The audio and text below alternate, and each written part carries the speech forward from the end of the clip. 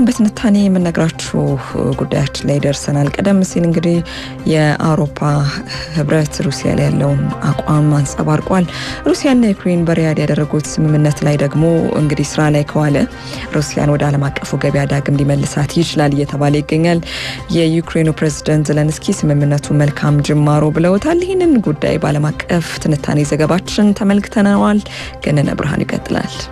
የሩሲያና ዩክሬንን ጦርነት ለማስቆም በአሜሪካ አሸማጋይነት በሳውዲ አረቢያ የ3 ቀናት የሰላም ድርድር ካደረጉ በኋላ በጥቁር ባህር የባህር ኃይል የተኩስ አቁም ስምምነት ለማድረግ ተስማምተዋል። አሜሪካ የሁለቱን ሀገራት ስምምነት ትልቅ ስኬት አድርጋ እንደምትቆጥር የገለጸች ሲሆን በስምምነቱ መሰረትም በሁለቱም ወገኖች በኩል የንግድ መስመሮችን ስለመክፈት መግለጫዎች የሚጠበቅ ይሆናል ተብሏል። ከዚህ በተጨማሪም ሩሲያና ዩክሬን ከዚህ በፊት መሰረተ ልማቶችን ላለማውደም የገቡበትን ስምምነት ወደ ተግባር እንደሚቀይሩት አሜሪካ አስታውቃለች። ሆኖም አሜሪካ ሀገራቱ ተስማምተዋል የሚል መግለጫ በሰጠች ብዙም ሳይቆይ ከሩሲያ ክሬምሊን ቤተመንግስት የተሰጠው መግለጫ ከስምምነቱ ተግባራዊነት በፊት ሌላ ቅድመ ሁኔታዎችን የሚያስቀምጥ ሆኗል። ሩሲያ ባወጣችው አፋጣኝ መግለጫ የተደረገው የጥቁር ባህር የተኩስ አቁም ስምምነት የሩሲያ ባንኮች፣ አምራቾችና ላኪዎች እንዲሁም በዓለም አቀፍ የምግብና የማዳበሪያ ንግዷ ላይ የተጣለው ማዕቀብ እስኪነሳ ድረስ የተኩስ አቁም ስምምነቱ ተግባራዊ አይሆንም ብላለች። ሩሲያ ከስምምነቱ ተግባራዊነት በፊት በዝርዝር ካስቀመጠቻቸው ቅድመ ሁኔታዎች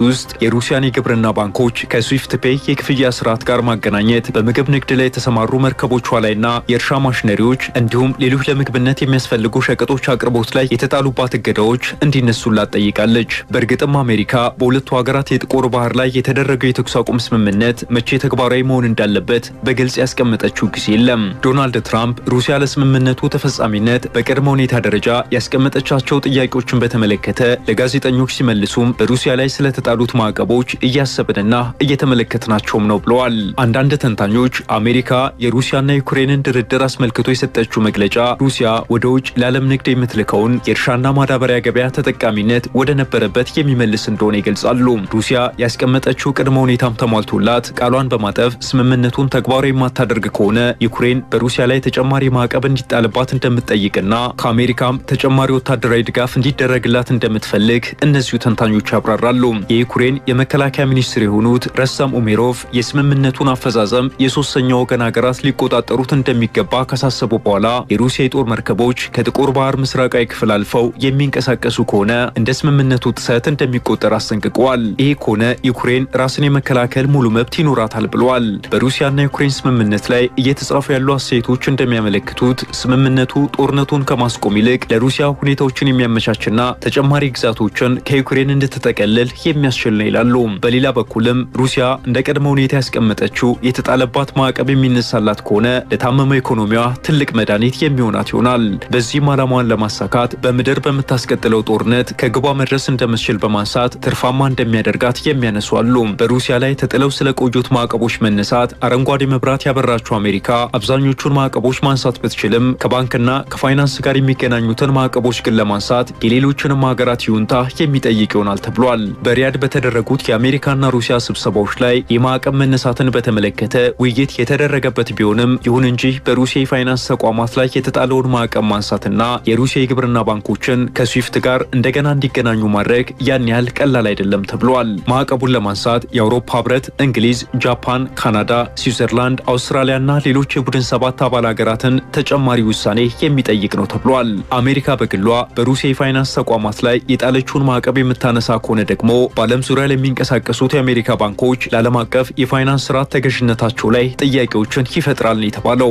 ስዊፍት ዋና መቀመጫውን በቤልጂየም ያደረገና በአውሮፓ ህብረት ስር የሚተዳደር የፋይናንስ ተቋም ነው። ስለዚህም የአውሮፓ ህብረት በሩሲያ ላይ የተጣለውን የፋይናንስ ማዕቀብ ካላነሳ በስተቀር ሩሲያ በቅድመ ሁኔታ ያስቀመጠችውን የፋይናንስ ተቋሞቿን እንደ ስዊፍት ካሉ ዓለም አቀፍ የገንዘብ አሽከርካሪ ተቋማት ጋር የማገናኘቱ ነገር አስቸጋሪ እንደሚሆን ተቀምጧል። ስለዚህም ከሩሲያ ጋር ስምምነት የተደረሰባቸው ውሎች ማዕቀቡን በማንሳት ላይ የተመሰረቱ ከሆኑ አሜሪካ የቡድን 7 ሀገራትን በማስተባበር የጋራ ውሳኔ ላይ መድረስ እንደሚኖርባት ተገልጿል።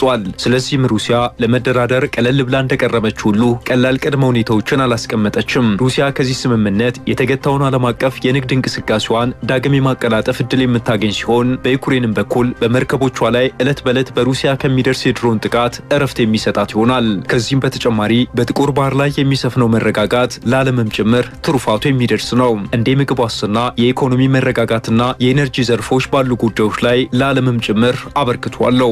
ከሩሲያና ዩክሬን ጦርነት በፊት እስከ 90 በመቶ የሚሆነው የግብርና ምርት ወደ አውሮፓ፣ ኤዥያና አፍሪካ ይጓጓዝ የነበረው በዚሁ በጥቁር ባህር ላይ ነበር። የጥቁር ባህር ወደቦች ከሩሲያ፣ አዘርባይጃንና ካዛኪስታን ድፍድፍ የነዳጅ ዘይትና የዘይት ምርቶች ወደ ተቀረው ዓለም ከሚጓጓዙባቸው የባህር መስመሮች ወሳኙ ነው። ልክ እንደዛ ሁሉ የጥቁር ባህር ክልል በአውሮፓ፣ በሩሲያና በመካከለኛው ምስራቅ መካከል ያለውን ወሳኝ የጂኦ ስትራቴጂክ መስቀለኛ መንገድ ነው። ዓለም አቀፍ ጉዳዩን ስናዘጋጅ ቢቢሲ፣ ሪውተርስ፣ አልጀዚራና ኤፒ ኒውስን በምንጭነት ተጠቅመናል።